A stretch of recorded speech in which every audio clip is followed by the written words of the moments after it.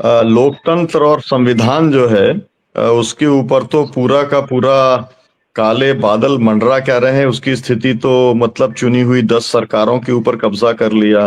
पूरा election commission जो है वो ही खुद मैनिपुलेशन पूरा करके रिजल्ट निकाले दे रहा है। और आप देख ही रहे हैं कि किस तरीके से पूरी सेंट्रल एजेंसीज काम कर रही हैं। तो इसको आप अच्छे दिन के तौर पर देखते हैं देश के?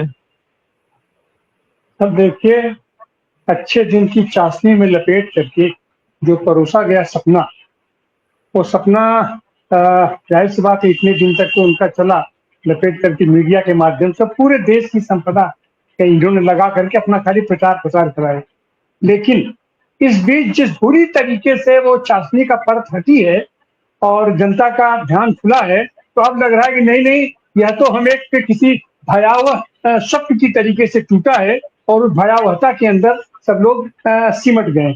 सच तो यह है कि इस समय पूरा का पूरा देश अवसादग्रस्त हो गया है और उसमें खास करके जो जो चीजें दिखाई पड़ रही थी, जो ग्रोथ दिखाई पड़ रहा है, यह तो अनुत्पादक उत्पादन का मामला है कि यहाँ ला करके मेक इन इंडिया, एक से एक खूबसूरत शब्दों की चाशनी परोसा गया लोगों को। मेक इन इंडिया, लोगों को लगा कि मेक इन इंडिया मतलब देश में कितना व्यापार आ जाएगा, और सच ये है कि दूसरे जगहों को रोजगार दे करके वहां से सामान यहाँ ला करके यहाँ खाली पैकेजिंग किया गया, यहाँ खाली इस पर लेबल चिपका दिया गया और वो लेबल चिपका करके तो जाहिर सी बात है यहाँ का टर्नओवर तो दिखाई पड़ रहा है कितना टर्नओवर हो गया, लेकिन उस टर्नओवर में उत्पादन क्या हुआ, रोजगार क्या मिला, अब इस पर अगर नजर डालते हैं तो जाहिर सी बात है कि एकदम भयावह सपने के रूप में हमको दिखाई पड़ता है। और यही कारण है कि दुनिया के बाजार और खास करके इस ये पिछले 10 सालों में कोई भी होता है, विकास शांति में होता है। शांतिपूर्ण स्थिति हमारे देश की बनी हुई थी और सब लोग दम साधे देख रहे थे कि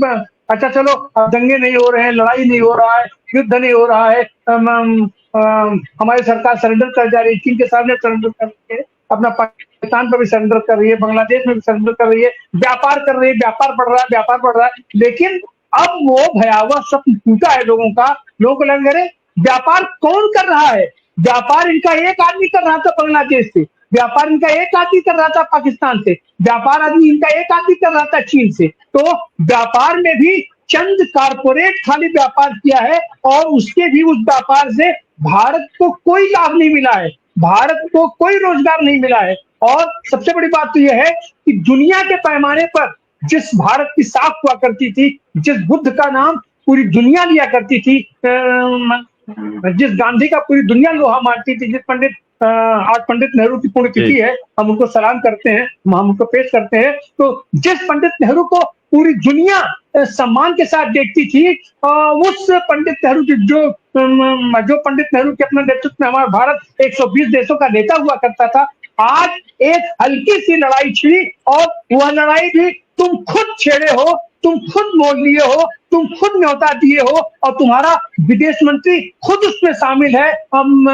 ये तुम्हारा गृह मंत्री उसमें शामिल है, तुम्हारा रक्षा मंत्री उसमें शामिल है और उससे तुम इतने नंगे हुए, इतनी पोल पट्टी खुली कि एक भी देश, दुनिया का एक भी देश तुम्हारे सामने नहीं खड़ा हुआ, दुनिया का एक भी आदमी संयुक्त राष्ट्र संघ में तुम्हारे पीछे नहीं खड़ा था, अब तो तुम्हारे साथ नहीं खड़ा था। इसी तरीके से ठोक बजा करके एक आध नितांत अपराधी लोगों को वो लोग वो तुम्हारे पीछे खड़ा किए। तो इस तरीके से जाहिर सी बात है कि जो इनके अच्छे दिन का ये जो इनका सपने ये नींद की गोली दिए थे, वो नींद की गोली जब टूटी है, तो वो जब सपना टूटा है, तो एक भयावह दृश्य हमारे देश की जनता के सामने आया है और एक भयावह दृश्य आने वाले दिनों में दुनिया के ही सामने आने वाला है। तो ये बात सही है कि ये पूरा पूरा 11 साल का शासन एक भयावह सत्य के रूप में हमारे सामने खड़ा है।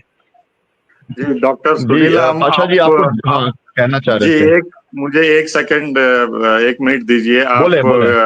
काले बादल का जिक्र किया, मेरे ख्याल से तो इतने घने बादल छा रहे हैं भारत के ऊपर। अब जो ट्रंप ने टैरिफ वॉर के सिलसिले में जो पॉज किए हैं, इसको 3 महीने के बाद अगर आप अमेरिकी अर्थशास्त्रों से जो बता रहे हैं वहाँ कि भयानक स्थिति होंगी वहां, जिसके परिणाम भारत पे भी होंगे, पूरी दुनिया पे होंगे। और जो तिजारत की बात कर रहे हैं ये गवर्नमेंट, ये श्रिंक होगा ये आगे चल के। तो जो भी मेड इन इंडिया का लेबल लगा के चल रहे हैं वो भी श्रिंक होगा। और जो जो इकोनॉमिक जो पॉलिसीज हैं इनके एक्सपोर्ट ओरिएंटेड, उस पर भी काफी असर होगा।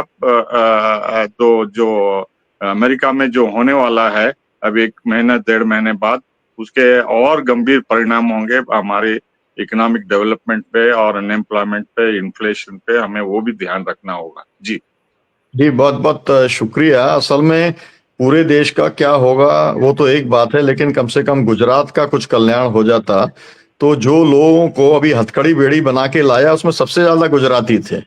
ये भी एक बात देखने की है। और जो जिनको वापस भेजा जा रहा है, इसका मतलब ये है कि जहां पर ये 3-3 बार मुख्यमंत्री रहे, जहां पर उसके बाद में देश के प्रधानमंत्री रहे 11 साल तक, तो गुजरात के लोगों को ज्यादा से ज्यादा गुजरात जो है पसंद नहीं आ रहा। वो सबसे ज्यादा जो लोग देश छोड़ के जा रहे हैं वो गुजरात के लोग छोड़ के जा रहे हैं, और अवैध रूप से छोड़ के जा रहे हैं। इसलिए चेन से बांध के और वो हथकड़ी वगैरह लगा करके उन्हें वापस भेजा जा रहा है। तो इससे एक कलई तो पूरी खुली है। लेकिन जो बात अरुण जी ने कही कि अपोजिशन पार्टीज की या सिविल सोसाइटी के लोगों की जिम्मेदारी है कि इन फैक्ट्स को जनता के बीच में लेकर के जाएं, क्योंकि अभी भी जो गोदी मीडिया है वो भ्रमित करने का काम लोगों को कर रहा है। अभी भी देश जो है वो ध्रुवीकरण के अंदर जो है वो फंसा हुआ है या फंसाया गया है। इसलिए जो कुछ किया जा रहा है उसकी प्रतिक्रिया हालांकि ये तो सामने आ रही है। मैं कार्यक्रम को समाप्त करने से पहले जरूर कहूंगा कि 400 का दावा करने वाली पार्टी जो है वो नहीं पहुंच पाई, हासिल भी नहीं कर पाई। वो 240 तक पहुंच करके वो रह गई। तो ये एक अपने आप में बताता है। और आज जो वोटिंग परसेंटेज है वो भी 35-40% के नीचे ही है, 60% लोग खिलाफ हैं।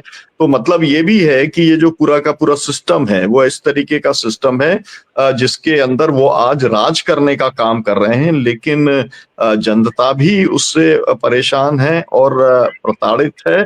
और अधिकतर जो बहुसंख्यक वर्ग और समूह हैं वो भी सरकार से पीड़ित हैं। इसलिए खड़गे जी ने जो बात कही है वो वस्तु स्थिति को जो है उन्होंने लोगों के सामने, देश और दुनिया के सामने रखने का काम किया है। आप सबका बहुत बहुत धन्यवाद समय देने के लिए। प्रोफेसर अरुण कुमार जी, उमाकांत लखेरा जी, डॉक्टर आफ्ताब कमाल पाशा साहब और जागृति जी, डॉक्टर तिवारी जी, बहुत बहुत शुक्रिया, बहुत बहुत धन्यवाद।